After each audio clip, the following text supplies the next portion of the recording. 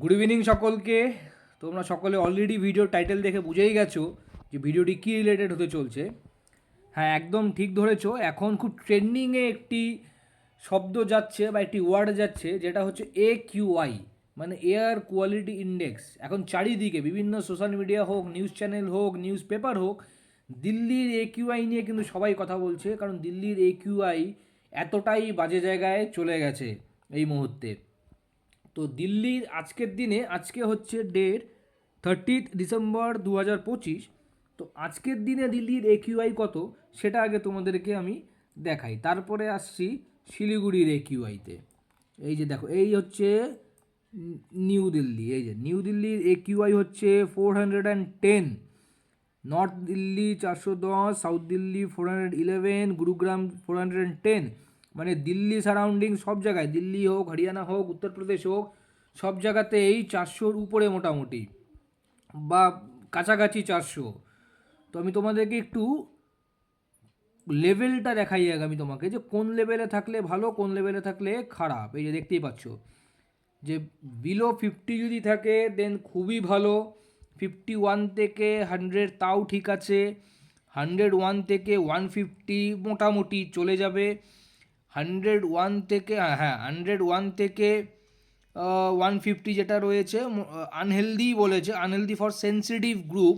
মানে ডিটেলসটা দেখো কী লিখেছে এখানে, members of sensitive group many experience health effects but the general public is less likely to be affected.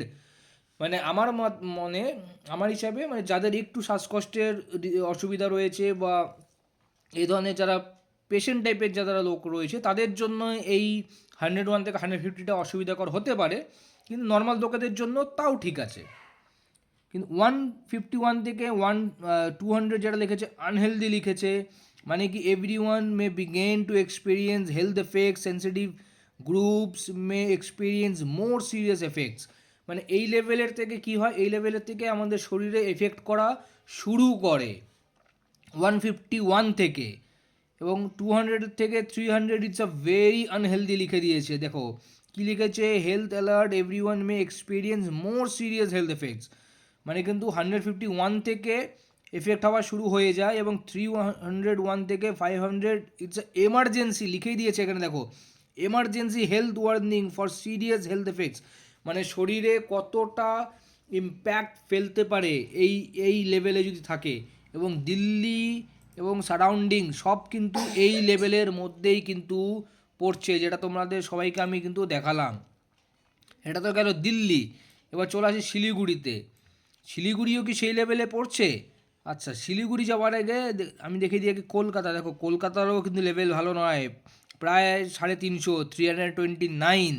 কলকাতার সারাউন্ডিংস এরিয়াগুলোও মোটামুটি সব ওই 300-র উপরেই। দেখতেই পাচ্ছ এই যে কলকাতা সারাউন্ডিং সব এরিয়া 300-র উপরে।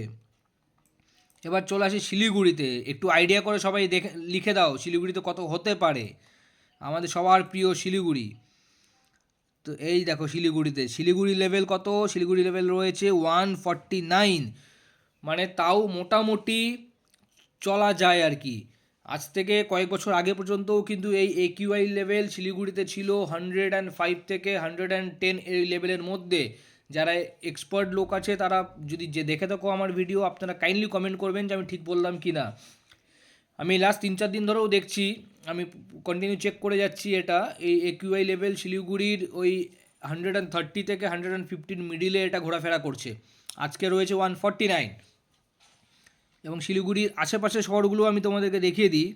এই দেখতে পাচ্ছ জলপাইগুড়ি, আমাদের সবার প্রিয় জলপাইগুড়ি রয়েছে 141-এ, ধূপগুড়ি 140, মাদারিহাট 134, আলিপুর রয়েছে 120, কুচবিহার রয়েছে 147, এবং চারপাশে মোটামুটি 140।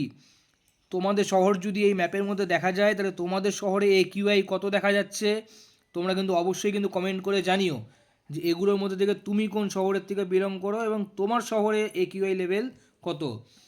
তো এই হচ্ছে শিলিগুড়ির অবস্থা এখন 149।